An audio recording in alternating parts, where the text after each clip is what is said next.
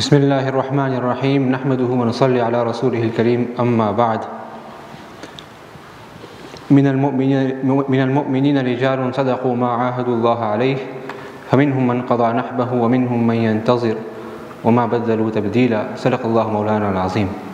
My dear respected friends, elders, brothers and sisters, I have been instructed to speak for a few minutes in relation to the life of the Shaykh of our Mashayikh and the teacher of our teachers, Hazrat Amirul Mu'mineen fil Hadith, Shaykh al-Hadith, Maulana Muhammad Yunus Jaunpuri, Rahmatullahi alayhi, Nawwar Allahu marqadahu wa barrada madja'ahu.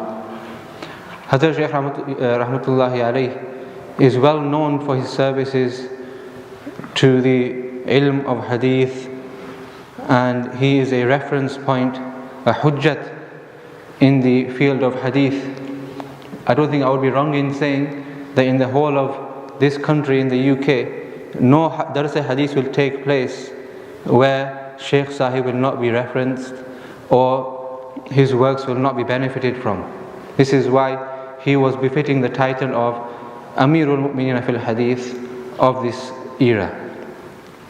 Along with his services towards Hadith, along with being a muhaddith and a muhaqqiq and a lecturer on Hadith, Shaykh Sahib was also a great arif billah. He was a wali kamil, and he was a shaykh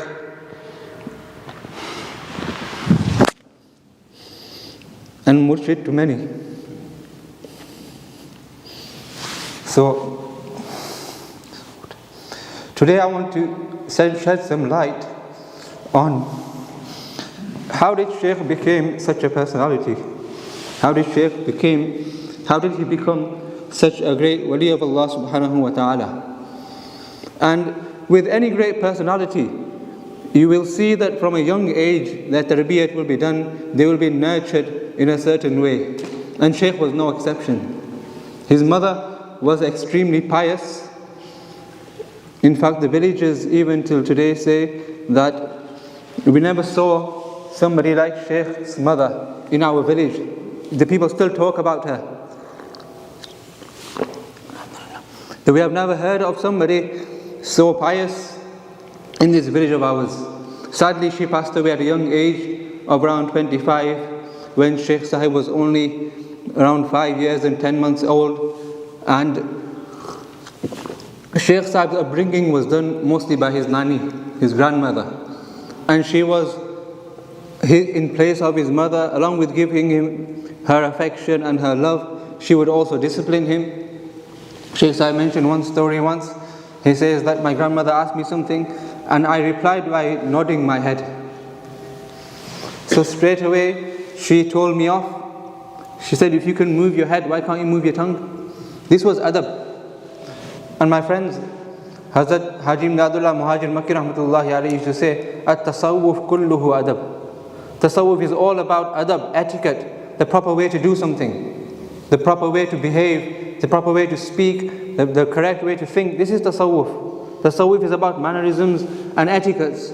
So from a young age, he was nurtured into adab. That's why those people who stayed with Shaykh will know how particular he was about adab and etiquettes. Even in his durus, he would say, Bhai adab sadiqi ka naam hai. Adab means to do things properly, behave in the correct manner. This is adab. So this was something that was inculcated into Shaykh from a young age. Another incident which comes to mind of his youth, which my father mentioned many years ago, and I just remembered today, that when Shaykh Sahib first experienced the need to go for ghusl, he says, I woke up in the middle of the night and quickly went out and I performed my ghusl, and as I was coming into the house, my father was coming out well before Fajr, probably for the Tahajjud time or something. And he says, my father looked, he just said one thing to me. He said, Apni khayalat ki hifazat karna. The mind your thoughts. Such important, just one statement, but such important advice. If this isn't tasawwuf, what is it? That mind your thoughts. This is what we told in tasawwuf. Look after your thoughts, be careful, because your thoughts become words, your thoughts become actions. So, always guard your thoughts. This was the upbringing that Shaykh Sahib had. And then he goes to study in his local madrasa, Mani Kila, a few miles from his village. And later he comes to Mazahirul Ulum Saharanpur and graduates. He's appointed as a teacher. His biography is well known, well documented in kitabs. Shaykh Sahib himself says in his own autobiography, which was his entry in the work compiled by our Hazrat Maulana Yusuf Mutala Nawwarallahu Marqadahu, Shaykh Sahib says that initially I had a lot of importance towards Tasawwuf. I felt the need for my Islah.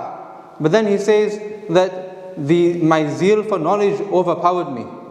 He was so absorbed in his kitabs, he was so involved in his kitabs and busy in mutala that he says that I lost my focus on Islah and Tasawwuf, and he said all my attention was towards my ilm. He says that Maulana Munawwar Hussain Saheb, Maulana Abdul Jabbar Saheb, Sufi Naamullah, they would continuously remind me, well, get back to Shaykh, get back to a Shaykh, you must do your Islah. But he said I never used to pay attention to them. He said then one day in Ramadanul Mubarak, it was the last Ashara, and suddenly I got this feeling in my heart that no, you need to get bait. So I went to Hazrat Shaykh Rahmatullahi Alayhi and I requested that Hazrat accept my bay'ah. Hazrat Shaykh Rahmatullahi Alayhi said that you should do istikhara. So Shaykh Yunus Sahib did istikhara. He came back, Hazrat, maine dua kar li hai, I've made dua, I've done istikhara, and I want to get bay'ah to you. And Hazrat accepted his bay'ah. And then in the beginning he would do his azkar. Hazrat Shaykh Rahmatullahi Alayhi instructed him to do Nafi Isbat 300 times and Ismidat 500. So 300 La ilaha illallah and 500 Allah Allah. And this was his regular practice till the end. He was very punctual on his zikr and on this ma'amulat. Hazrat Shaykh Yunus Sahib Rahmatullahi Alayhi also received a lot of attention from his ustad Hazrat Nazim Sahib, meaning Hazrat Maulana As'adullah Rampuri Rahmatullahi Alayhi, who was a Khalifa, a senior Khalifa of Hazrat Aqdas Maulana Ashraf Ali Thanvi Rahmatullahi Alayhi. And he would pay a lot of attention to Shaykh. He would always keep an eye on Shaykh, give him advices. Sometimes just one or two words he would say, and Shaykh says, I would feel a current in my heart and my whole body would tremble and I would be in a hal just by Hazrat's one sentence. There are many stories of this which I don't want to go into details of now. And eventually Hazrat received Khilafat from Hazrat Maulana Sa'adullah Sahib, and then later in the same year Hazrat Shaykh Rahmatullahi Alayhi also granted him with Ijazat Khilafat in the Tariqah. I remember we were sitting in Kidderminster many years ago. Hazrat Pir Sahib is in one room, Shaykh Yunus Sahib is in the other room, and Pir Sahib points to Shaykh Yunus Sahib, indicates towards him, and he says that, I don't remember the Urdu now, but the tarjama was, he says that this person, meaning Shaykh Yunus Sahib, has been cleaned by 2 furnaces. Meaning, when you have iron or metal and you want to clean it, you put it into the furnace and all the impurity burns off. So he said, Jante nahi, Nazim Sahib ki bhi khilafat hai ne. But he has ijazah from Nazim Sahib as well as Shaykh Rahmatullahi Alayhi, meaning he has the barakat of both silsilas. So imagine his status and his rank. And when we look at the silsila of Haji Imdadullah Muhajir Makki Rahmatullahi Alayhi, the Sayyid al-Ta'ifa, then it was mostly spread by 2 mashayikh, Hazrat Gangohi Rahmatullahi Alayhi and Hazrat Thanvi Rahmatullahi Alayhi. And Shaykh Yunus Sahib had a full hissa, hazze wafir from both of these silsilas, as you can see in his practice and his behavior and his mannerisms later on. Shaykh Sahib would pay a lot of attention to the islah and reformation of the murideen and the talaba who would come. He wouldn't stand for something wrong. If something was khilaf sunnah, he would say it straight away. Nobody would dare come in front of Shaykh with his trousers hanging below the ankles or anything else against the sunnah, and Shaykh Sahib would do islah immediately. Shaykh Sahib would instruct the murideen to do pabandi on their ma'amulat, on their zikr. Every morning after Fajr Salah, zikr majlis would take place in Shaykh Sahib's room.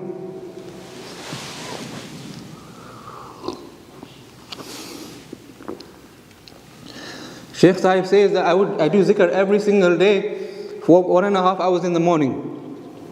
The La ilaha illallah and Allah Allah, 1.5 hours and 500 durood sharif he would do every single day. Then he would pray Ishraq Salah, then he would do his mutala. After Zohar Salah, he was punctual on his tilawat of Quran. He never missed tilawat of Quran after Zohar Salah. Then he would get ready for his lesson in the afternoon. And his whole life he was punctual on his awabin Salah, Ishraq Salah, and made sure he prayed his nawafil after Isha Salah for the night, in case he can't wake up early for tahajjud as well. So this was the practice of Shaykh Yunus Sahib himself.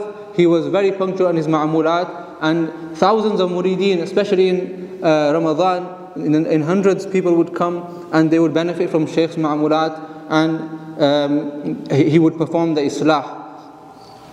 So this was our Hazrat Shaykh Yunus Sahib rahmatullahi alayh. There's so much more which can be said, but I think my allocated time has come to an end, so I'll stop there. Wa akhiru da'wana alhamdulillahi rabbil alameen. Just one malfuz I want to end with. I had a few malfuzat, just the one.